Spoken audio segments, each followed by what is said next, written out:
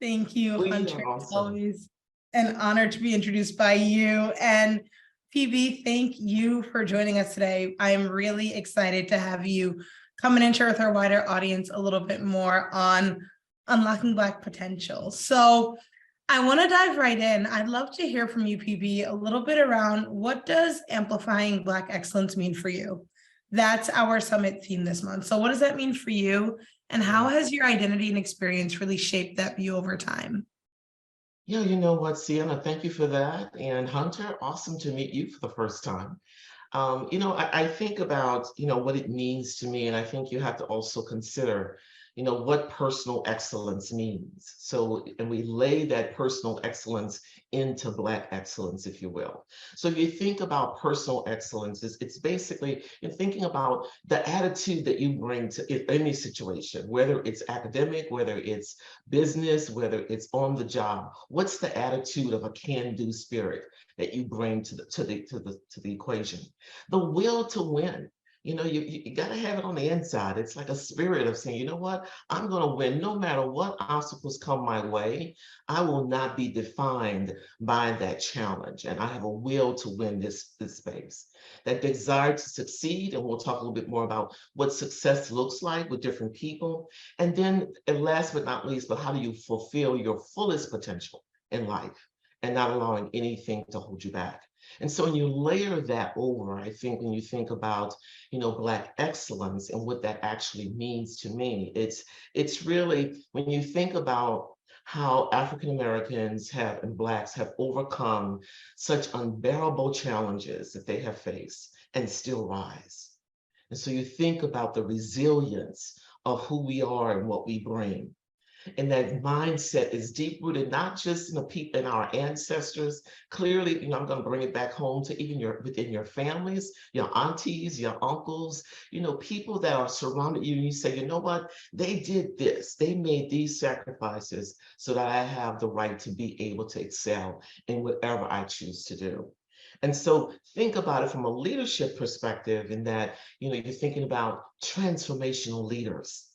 And transformational is not that I'm a leader just because I got the title as a leader. It is how do I see my role in this space? How do I transform this opportunity that I have to impact not only my team, but the lives of others? And last but not least, how do I turn around and bring others in? It's never just about me, the individual, it's about us. I love that. I mean, PB, I'm resonating a lot. So for those of you who are watching, if you are taking notes, please do. And then also if you have any questions for PB as we go through, just drop them and we will be sure to ask her. PB, you were talking about when we think about excellence on an individual level, and then also what does that mean for Black excellence? It not just being about the individual, but it being about the community, right? And so I would love to hear from you. What are some tips and ways that we can really amplify that within our own personal networks and then within our wider communities as well? Yeah, really good segue in. And I think, one of the things I mentioned at the end was, how do you lift others up while you're climbing? Okay. How do you be an advocate, a sponsor? Hey guys, we need them. We need more people of color being advocates and sponsors that as you rise, you bring others along and you're intentional about it. It's not a happenstance thing that just happens. Think about how do you shift the mindset from moving away from being resistant to change, and change can be disruptive. Everybody knows that. But also looking at it and saying, well, what are the opportunities in this change? And how do I make that opportunity work for me? Leading by example is critical. And, we talk about from a standpoint of, the roles that we play and, oh, but I'm really not a role model. Guess what? Newsflash, you are.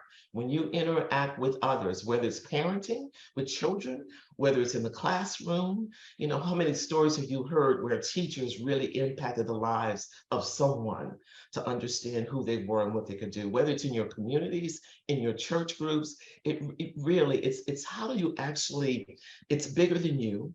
And how do you actually lead? Seeing the power, Sienna, I think, of vulnerability. there's a power in vulnerability. Oftentimes you'll hear that that's, you're vulnerable, you're weak. No, scratch that. There is power in being able to say, how do I connect with people and people connect with me by choosing to show some of my true self and who I am. This one I really like because it talks about your voice.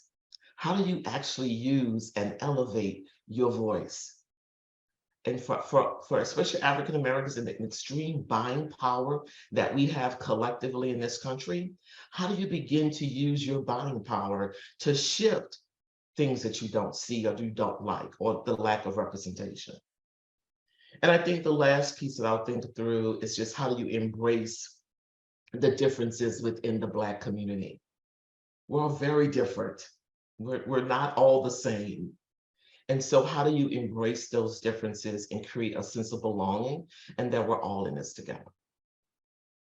I love this. I mean, PB, something that really stood out to me as you were sharing was also the sentiment of we are all leaders in our own right, right? And I love just the very clear philosophy that you have around leadership excellence. Can you share with us a little bit about your journey on your way to get to this philosophy? So what were some of the big insights or lessons that you've learned along the way to really gain the foundation that you have now? Yeah, I can't start that, Sienna, and you know this, without sharing a little bit of story about who I am and where I come from and the impact of my upbringing. And so as I mentioned, we talked about this a little bit earlier, but I am the proud daughter of a Tuskegee Airman. My parents actually experienced a lot of Jim Crow. My mother, I remember her sharing the story of wanting to vote and having to count the number of beans in a jar to be able to get just that right to be able to do that. She also talked sometimes about, the fact that she was very angry as a kid in school when they would get the hand-me-down books from the white kids that have all been marked up, written through, and that just really impeded her ability to really learn without a lot of frustration. Think about that. That you get a book that you're trying to figure out just what the book is really saying because it's so marked up or the pages are torn. And even in the midst of all of that, my parents were instrumental in the way me and my two other siblings really approach life. It was really about education was critical. It was really about, what, you are that and more, that no one defines who you are. That's yours to hold on to. And I think last but not least, resilience. And one of the things that we really, that I really used in my career in the corporate spaces is that, what, you might knock me down sometimes, but when I get back up, watch out. Because I have a certain degree of tenacity and resilience that, what, I will not allow you to define me. And the piece in that is really the choice that you make. So when I think about my career in the corporate spaces, 25 plus years in the insurance industry, leading large teams in underwriting, distribution, strategy, organizational frameworks, I really took a lot of those things to heart because oftentimes I was the only one in the room, the only woman of color, and in some scenarios earlier in my career, the only woman, let alone the color part, right? And then so for me, it was always, and there's a principle that I really I've stood firm to all my career is around servant leadership. And it's really the investment in people that really makes the difference. And I'm proud to say that of all the teams that I had the awesome opportunity to engage with, we always hit our planned targets. If anything, we exceeded them. And it wasn't so much about PB in this space. It was more about assuming the role of a leader and inspiring a team, knocking away obstacles that present my team and what we had to do. Okay, which also began to say, what, it fueled me to raise my bar of excellence. And therefore, the people that worked with me kept raising their bar of excellence. And then they began sharing with others, hey, this is how you do this. This is how you invest in people. So if I had to sum it all up, it would really be, really knowing who you are and that there's no one like you. There is no one like you. You're uniquely and wonderfully made. And no matter what the circumstances are, no one will define you. You have the choice to do that. And you know what? Education, continuous learning. You have to apply yourself. You have to get involved. You have to invest in you. Don't wait for others to do it for you. You have to take the ownership. Mm. Phoebe, listen, I'm taking notes, and I know I'm going to be watching this recording. We are getting a couple of questions in from the audience, but before we do, I just really want to recap some of the amazing insights that PB said. One of them was, I love this, you said it wasn't about PB being in the room, but instead, what is the room that you're creating to be able to allow the other people to grow and thrive in their careers as well. And something that Alexia Castellano just asked is, PB, what is one step that Black professionals can take to continue building trust with other Black professionals? Yeah, oh, that's a good one. Who was that from, Alexia?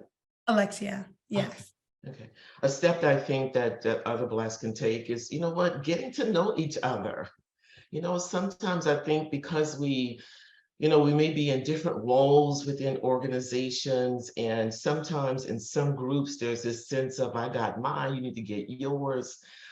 Really, it's like engaging and getting to know each other from a standpoint of sharing. There's a lot of peer learning that can go on and sharing experiences. So when I say getting to know each other, it's really about how do I connect with other Black professionals, understand their journey.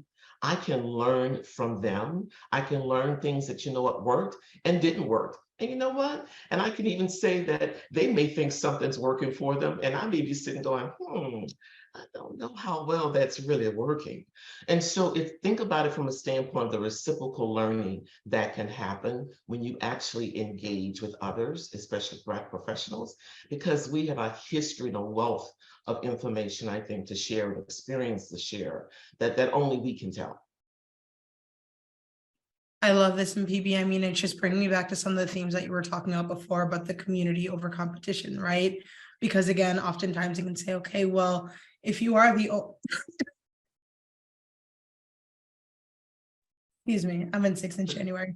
That's all right. If you are the only one in the room or one of the few, instead of saying, how are we coming together as a community to then be able to create more room at the table for others? So I love that. I want to talk to you a little bit about some of the challenges, right? So you mentioned this importance of resilience and being able to fall back down and then get back up, right? And so I would love to hear if you could just shed some insights and what do you see as some of the challenges that we might face when we're trying to amplify Black excellence? Yeah, I think about from a standpoint of getting caught in this mindset that excellence means that you're perfection.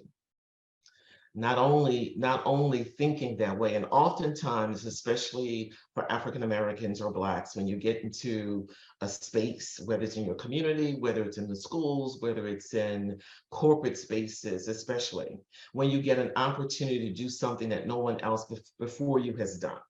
There's this and some of it, I think depending on where you were when you were born, your parents kind of say, you always got to be better than that. Okay, you really got to rise even stronger. There's components that resonate in spaces today that, what you got to be 3 times, 4 times better than the other in order to not only get the opportunity, but to stay in the opportunity, right? And so with that comes, I think, a heavy burden. And quite frankly, it's exhausting. And typically it's not sustainable in the way that you continue to show forth your best self, okay? So getting caught in this mindset that it means excellence is something I would encourage everyone to avoid. But that is an obstacle. It is a challenge. It's not easily done. Thinking about being how true you can be to yourself and realizing that there's, again, I'll say it again, and you'll hear me say it often, there's only one you. I think another challenge that we face is just the impact of systematic racism in this country and abroad. But I'm going to keep it domestic for right now. And it shows up in so many facets of being Black in America. We could almost have, Sienna, a session on just what it feels like, right? And that in itself it can be a challenge, not only just from a standpoint, we think about it from opportunities or access, but I want to share, it also creates a challenge mentally for African Americans and Black people living in the country. I think this self-imposed pressure that I talked a little bit about earlier, is that, it can, again, it's exhausting. Peer pressures that you may have coming against you, you think you're all that and more. Well, yeah. And so you're trying to work and fit in within your groups that you deal with. And so you have that peer pressure that comes into play. And the last one that really resonates for me is this pressure to define or defend your actions. It's like I'm always having to defend my actions of what I'm doing, and it can get extremely tiring. Explain to others the why. We see this a lot in the DEI space today, where we're being asked, and Sienna, this, where you're being, tell us how it feels, tell us what we do, tell us this, help us learn, and without taking the true responsibility of oneself to dive into this space. Okay, so when I think about that, the challenge is just recapping. You think about the peer pressure, the self-imposed pressure, the impact of systematic racism in America. This whole sense about excellence meaning perfection. Those things can not only have immediate impact on what you do today, but also on your mental well-being.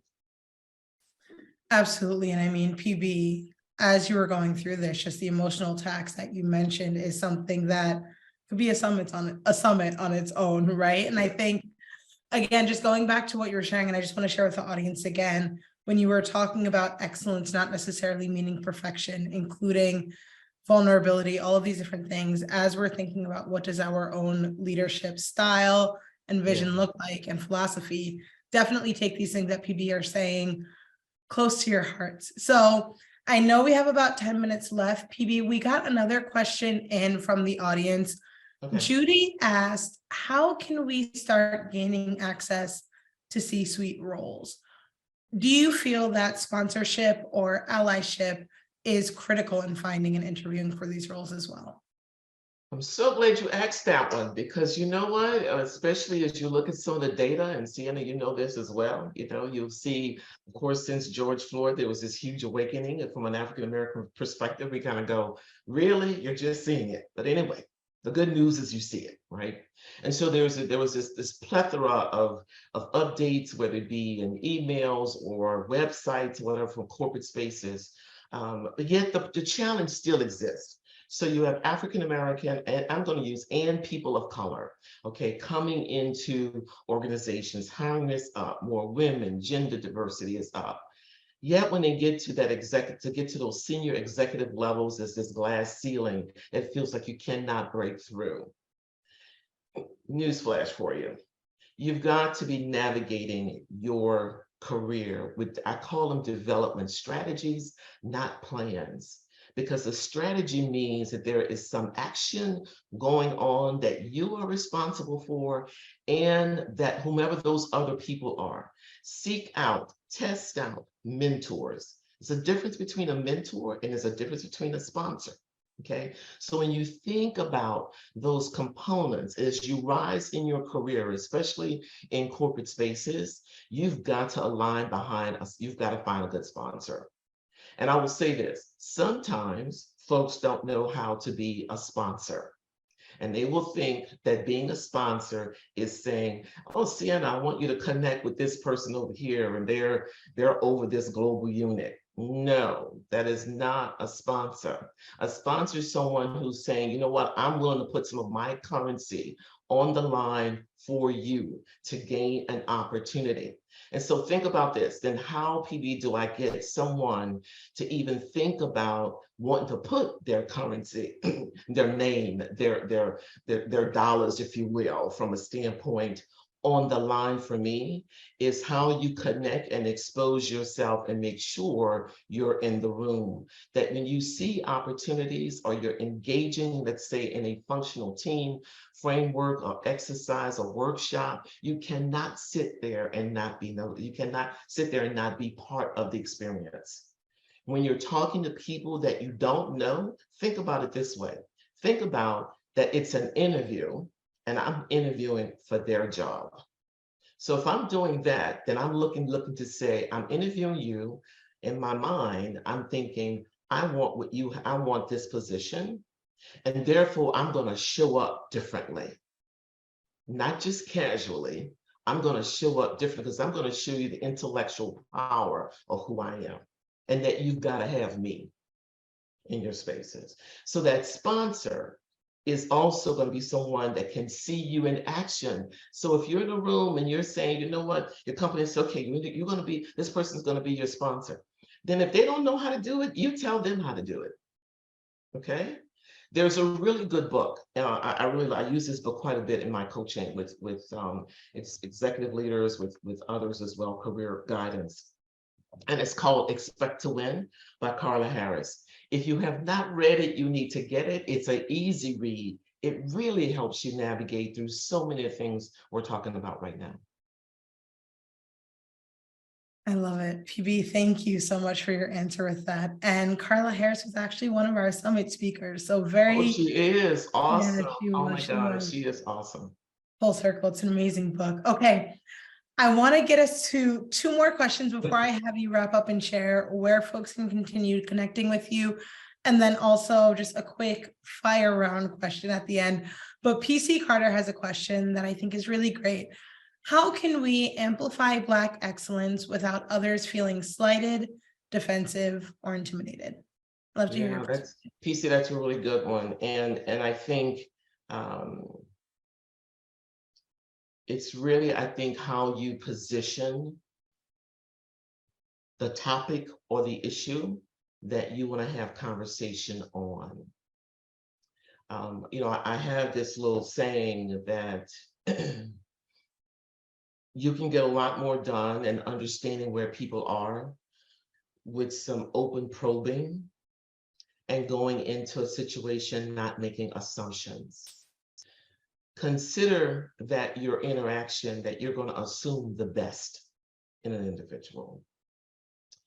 It does wonders with deflating a situation around being defensive, or there's sometimes this feeling of guilt, or this feeling of, I don't know what I could do, but I want to do something, or I've moved into some spaces and I got my hand slapped, so therefore I'm going to retreat, which is not the way the approach to take. So in order to help de-emphasize or kind of reduce some of the anxiety and defensiveness sometimes in tough conversations, start in a space of open probing. Start in a space of getting to know the person, what's important to them, understanding what are their occurrences. It's around when you think about, how do I influence and engage in a conversation with someone? And lastly, I think, PC, a component to consider is, oftentimes we think about the intent of the messaging that we want to bring forth. And then when the impact happens, we go, oh, darn, that is not what I was looking for, okay? My encouragement is, as you think about how you want to approach someone or a topic or whatever it is, that gets into your intent and how you actually formulate it. I'm going to suggest to you, think, as you're doing that prep work, think about the impact and then move back. So what could be the possible impacts if I approach this individual, this situation, or whatever it may be, in that way? And is that the impact that I'm looking for? If it's not, then it's like working backwards. Do I need to tweak something in the intent of my messaging? So hopefully that helped, PC. Thank you, PB. You're giving us a master class today. I love it. Before we hop off, I mean, I just love to hear if you had to leave the audience with 3 core things to take away in regards to their journey around excellence, their journey around leadership, what would be 3 tips that you leave for the audience? Gosh, that's just 3? Okay. I know. I was like, they can go back and watch the recording. You gave so much knowledge No, today. I'm being facetious. I love the 3. So here are the 3. One would be that I want you to invest in you. And that investment and can look in many different ways. Invest in you. If there are opportunities in corporate spaces where you work today, you know what? Take advantage of the opportunities, educational opportunities. Don't sit like an ostrich with your head in the sand, thinking someone's going to tap you on the back or the shoulder. That does not happen. It's not real. And the investment in you is so critical because you know how change happens, how organizations come and go, how departments come and go. The key you want to think in mind is this: if indeed something should happen and I get laid off or I choose to leave an organization, I want to leave with more than I started with. Okay, that's one. Two, understand that you, and I really mean this, you are so uniquely made, and all of what you bring, only you can bring it. There's no one else that can bring it but you. So have confidence in who you are and what you do. And lastly, understand that your experiences, whether in corporate America, whether in your communities, whether in educational settings, think about this. You have a responsibility to not only invest in you, but to bring others up along with you.